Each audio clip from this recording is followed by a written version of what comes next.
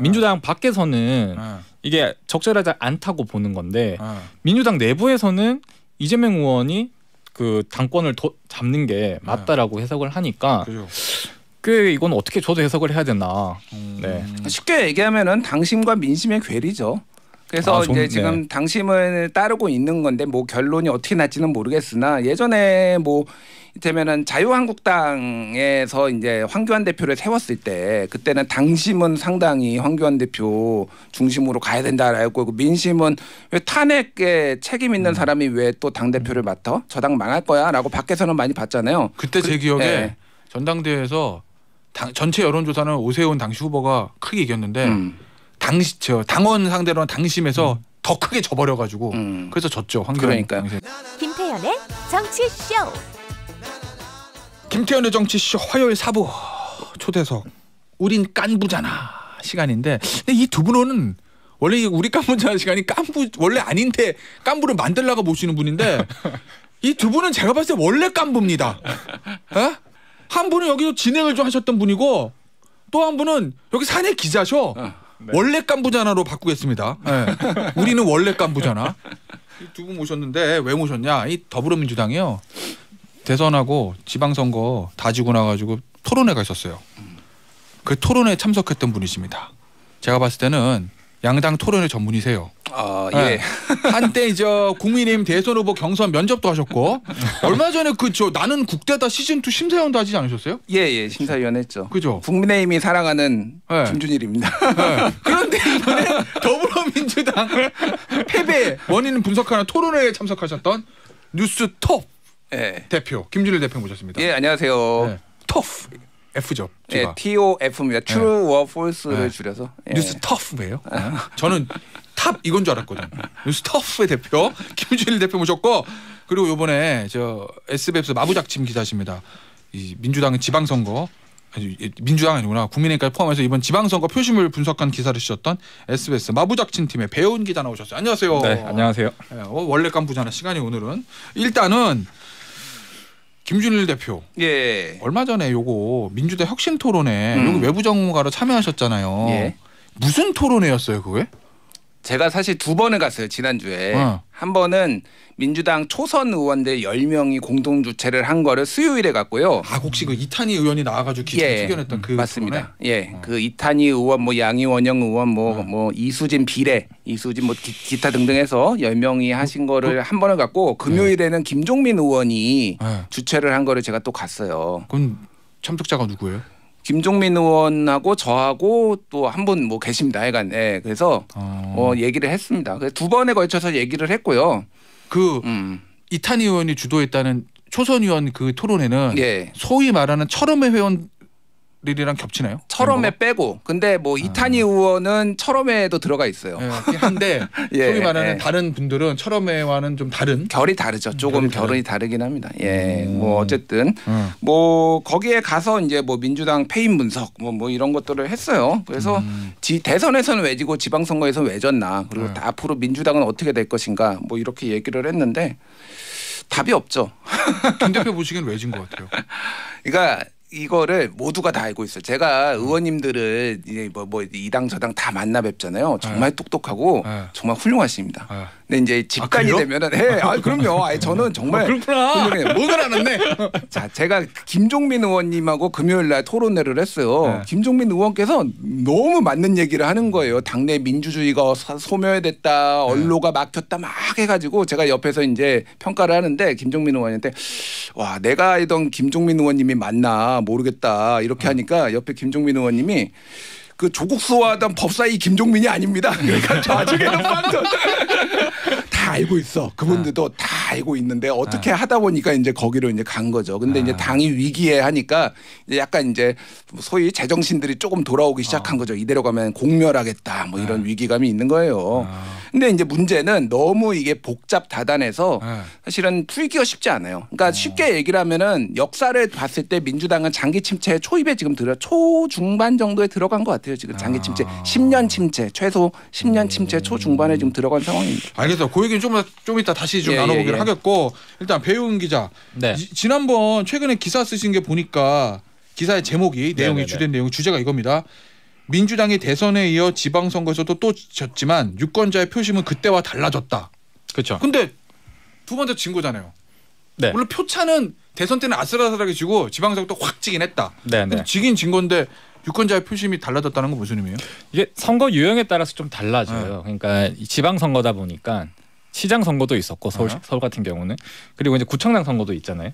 그러니까 그렇죠. 광역이랑 기초로 나뉘는데 제가 말로 하면 좀 어려울 것 같아가지고 지도를 두 장을 준비를 했거든요. 그래서 지도를 보고 설명을 드리면 좀 더 쉽게 이해되지 않을까 싶은데 서울 지도입니다. 네, 첫 번째 지도는 이제 서울시장 선거예요. 이제 보시는 것처럼 서울에 이제 그 투표소가 설치됐었던 425개 행정동이 모두 오세훈 후보가 이기는 걸로 이번에 나타났거든요. 아, 붉은색이요? 네네. 진한 색이 또 색이 진한 데가 크게 이긴 거죠. 그렇죠. 1위와 2위의 이제 득표율 차를 이제 제가 색깔로 이제 구분을 해놓은 건데 뭐 당연히 이제 부동산 높은 지역은 오세훈 후보, 오세훈 시장. 소위 말하는 강남 3구는 크게 이겼고. 그렇죠. 한강벨트라고 요즘 부르는데 다 이겼는데 저렇게 425개가 다 이겼던 선거는 거의 없어요.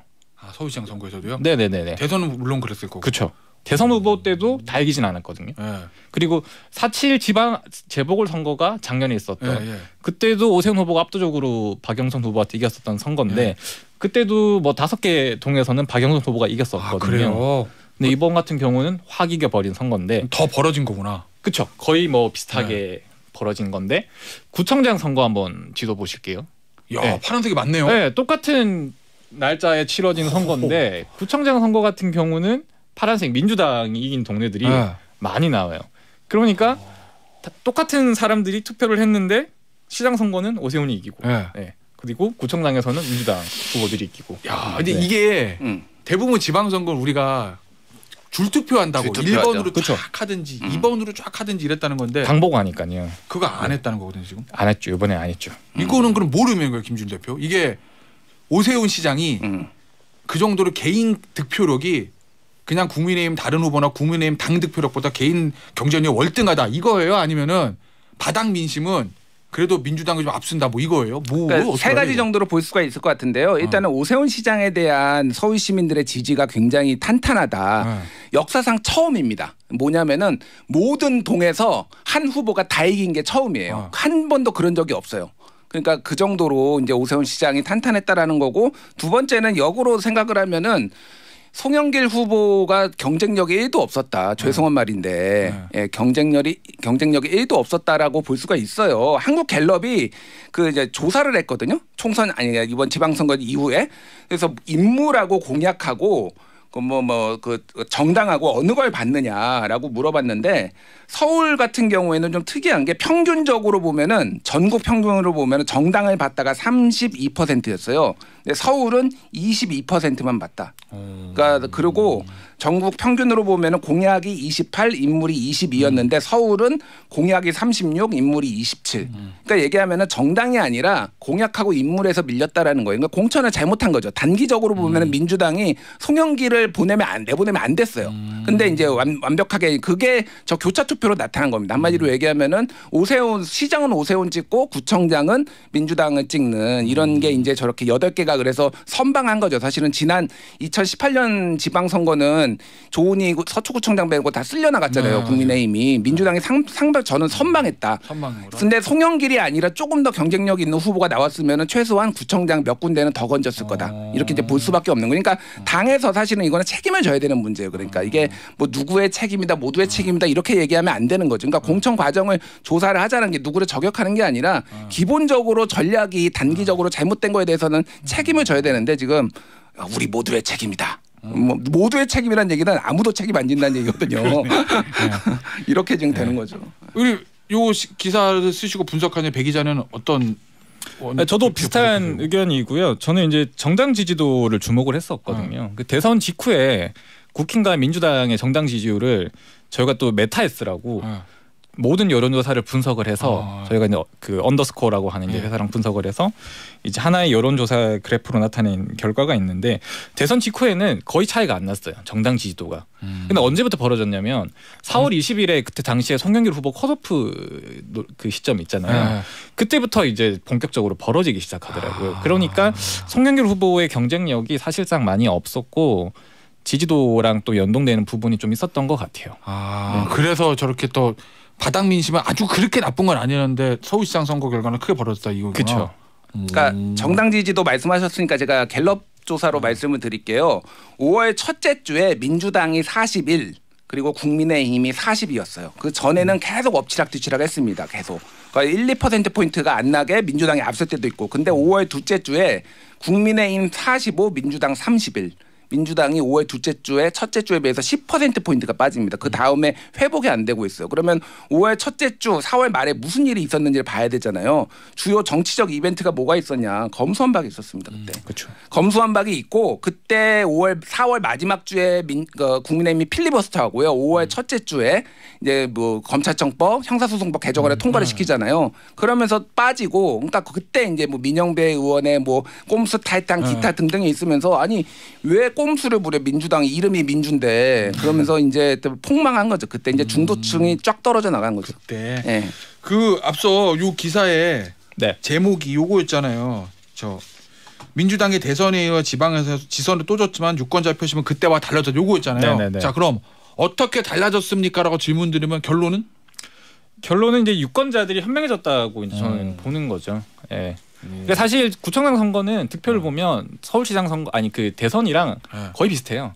전체 득표. 네, 왜냐하면 인접 선거였기 때문에 표심 변화가 있을 수가 없는 선거거든요. 그렇죠. 근데 서울시장은 확 바뀌었다는 거고 결국 구청장 선거에서는 유권자들이 지역 일꾼을 뽑았다. 야, 그러니까 정치권에 보내는 메시지일 수도 있겠다. 야, 어차피 1번이든 2번이든 자대고 줄로 그시잖아요. 이렇게 생각했는데 그게 아니고 교차 투표할 수 있고 이제 더 유권자분들이 스마트해졌다는 거니까 이건 정치권에 대한 저는 약간의 경고성 메시지라고 중요한 부분인데 뭐냐면은 이번에 수도권에서 된 사람이 김동연 후보밖에 없잖아요. 충청권을 합쳐도 뭐냐면은 김동연이라는 후보는 가장 민주당스럽지 않은 사람입니다. 그러니까 지금 뭐 소위 말해서 제 주변에 그렇게 말씀하시는 분 많더라고요. 예, 그러면 이제 그런 후보가 됐다라는 거에 민주당이 교훈을 얻어야 되는데 지금 민주당은 수박 논쟁을 하고 있죠. 누가 더 개혁적이냐. 이제 그러니까 답이 없는 거예요. 지금 민주당은 그래서. 아니 이거는데 국민의힘에게도 보내는 저는 일종의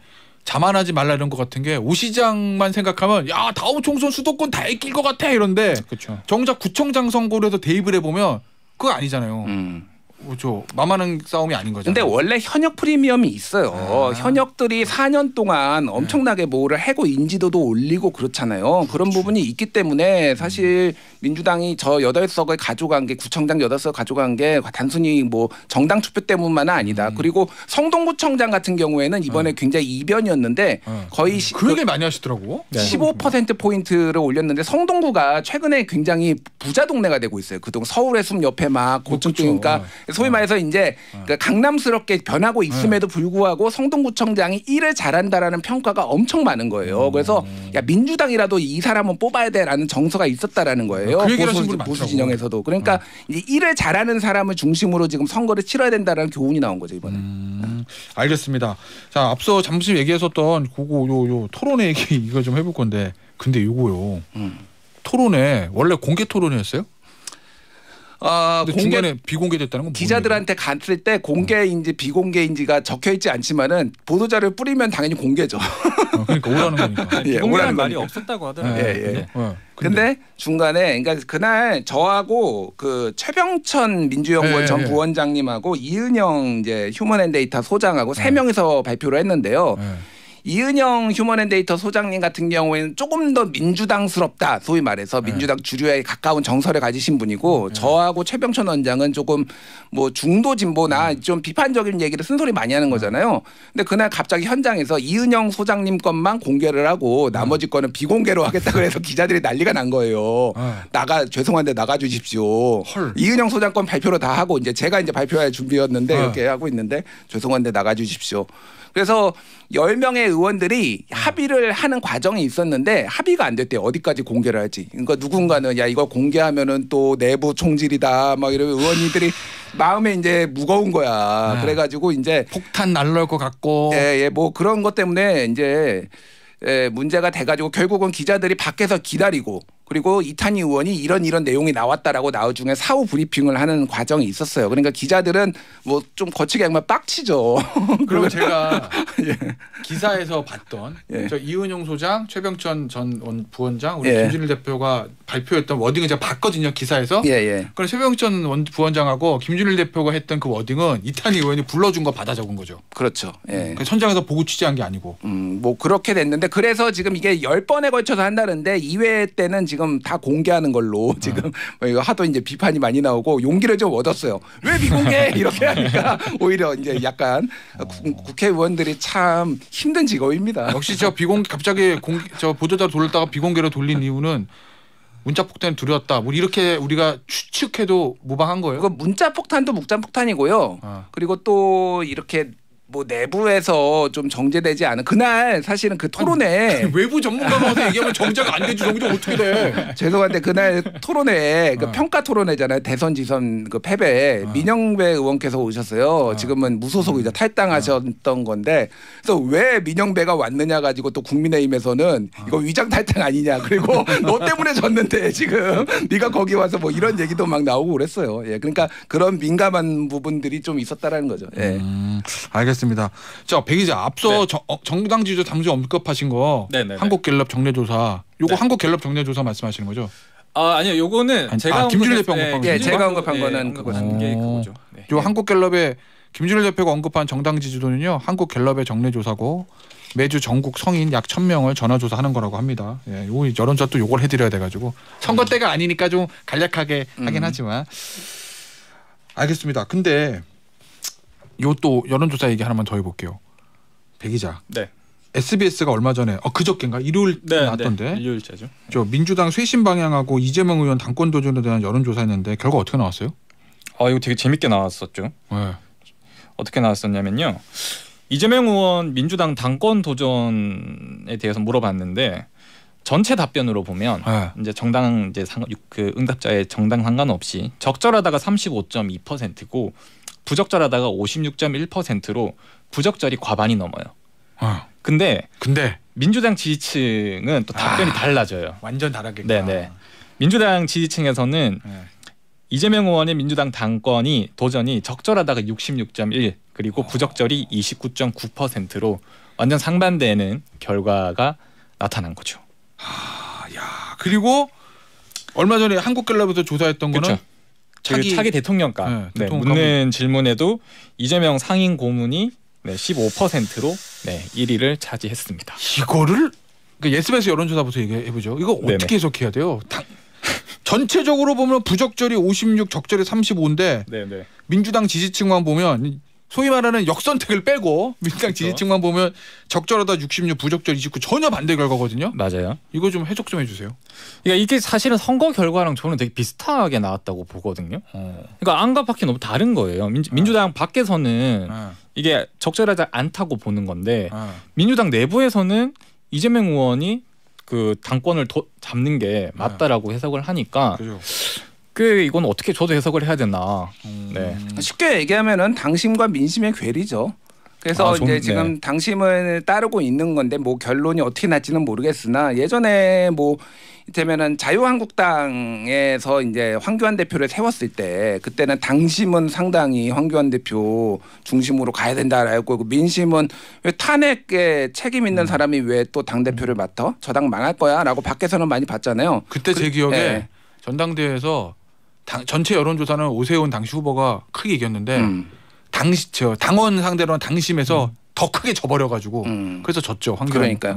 그래서 그 당시에 이제 이준석 대표가 이제 아직 이제 들어가기 전에 한참 얘기를 한 적이 있었는데 당원 투표를 하면은 안 된다라는 거예요. 그러니까 지금 소위 말하는 당에는 태극기만 남아 있는데 당시에 그래가지고 이제 국민의힘이 이제 그 황교안이 된 다음에 그 이에 깨지고 그다음에 이제 했던 게 여론조사 비중을 확 높입니다. 여론조사 비중을 확 높여서 지금은 이제 전당대회에서 여론조사 비용이 7대 3이에요. 당심 7 그리고 민심 3이고 그래요?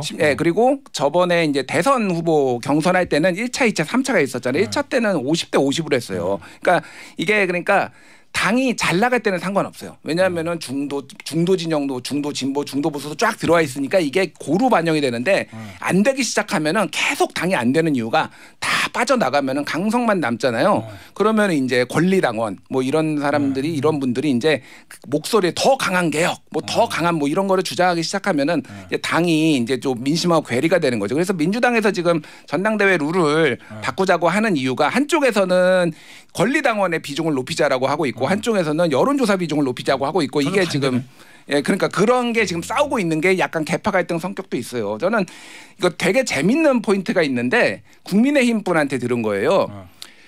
그 민주당에서는 그 돈 회비를 내는 당비를 내는 사람은 권리당원이라고 하고요. 국민의힘에서는 책임당원이라고 합니다. 이게 큰 차이예요. 국민의힘은 책임을 이 사람들한테 떠넘기는 거고요.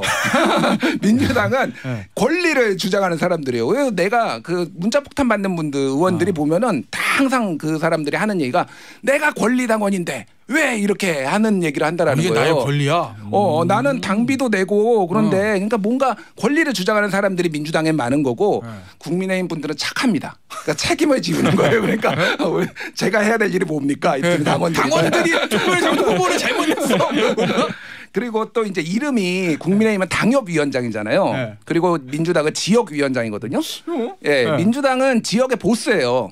거기엔 대의원 제도가 있어요. 민주당에는. 그래서 지역의 보스고요. 그러니까 국민의힘은 상대적으로 당하고 어떻게 협조를 해야 되는지 이런 중앙당 중심의 이런 거예요. 그래서 약간 성격이 조금 이렇게 명칭에서부터 조금 다른 부분이 있어요. 네. 그렇구나. 앞서 그러면 김준일 대표가 잠시 토론 얘기할 때 오늘 모두에 민주당이 이제 장기 침체의 국면에 들어갔다라고 말씀하셨잖아요. 예. 그렇게 말씀하신 근거는 뭐예요? 그러니까 민주당, 그러니까 어떤 정권이든지 그 연합을 해야지만 이깁니다. 그게 지역연합이든 DJP 아니면 그 전에 민자당 김영삼은 이제 거기 호남 고립작전으로 지역연합을 했잖아요. 세대연합 뭐 이런 것들이 필요한데 지금 민주당은 연합이 아니라 분열의 정치를 하고 있어요. 당 내에서도 그 지금 그 수박 논쟁이 있잖아요. 그러니까 그러니까 두 개의 연합이 있었습니다. 민주당이 과거에 집권했던 걸 보면은 하나는 뭐냐면은 노무현 서거로 인해서 굉장히 많은 이제 국민의힘의 보수 정당에 대한 반감이 있어서 세대 연합이 한번 이루어졌고요. 또 하나는 이제 무상급식 논쟁이 한번 있었어요. 그러면서 복지 연합이 이루어졌어요. 그게 있으면서 이제 그리고 보수는 분열을 두 차례 거쳐서 했는데 한 번은 그 배신의 정치 2015년에 레이저 쏘면서 중도 보수가 조금 떨어져 나가고요. 그다음 탄핵으로 인해서 떨어져 나가 이 과정을 통해서 했잖아요. 근데 보수는 다시 다 복원을 했습니다. 근데 진보는 지금 분열을 하고 있어요. 이게 근데 굉장히 장기 침체로 갈 수밖에 없는 거예요. 답이 없는 게 2013년에 정당 지지율이 대선 때는 2012년에는 두 정당이 비슷했거든요. 2013년부터 2015년까지 새누리당하고 민주당하고 정당 지지율이 더블 스코어가 납니다. 4년 동안, 3년 반 동안 더블 스코어가 나요. 지금 1.5배 차이 나고 있거든요. 당분간 굉장히 답이 없을 거예요. 자, 30초 남았는데 SNS에 민주당은 외계인 침공이 필요하다 이렇게 쓰셨다는데 네. 무슨 의미예요? 국정농단이 있으면은 다 뭉칠 수 있어요. 그러니까 그런 정도의 외계인 침공이 있으면은 민주당이 살아날 수 있는데 외부에 강한 어떤 적이나 뭐 이런 문제가 생기면 그런 게 있을 리가 당분간 쉽지 않기 때문에 민주당 침체가 장기화될 거다 이런 말씀드립니다. 네. 알겠습니다. 자, 오늘 저희 두 분 모시고 민주당 토론회 얘기 그다음에 저 지방선거에 나타났던 우리 민심 분석까지 해봤습니다. 오늘 두 분 인사드릴게요. 김준일 뉴스 터프 대표 SBS 마부작지팀의 배현 기자였습니다. 감사합니다. 감사합니다.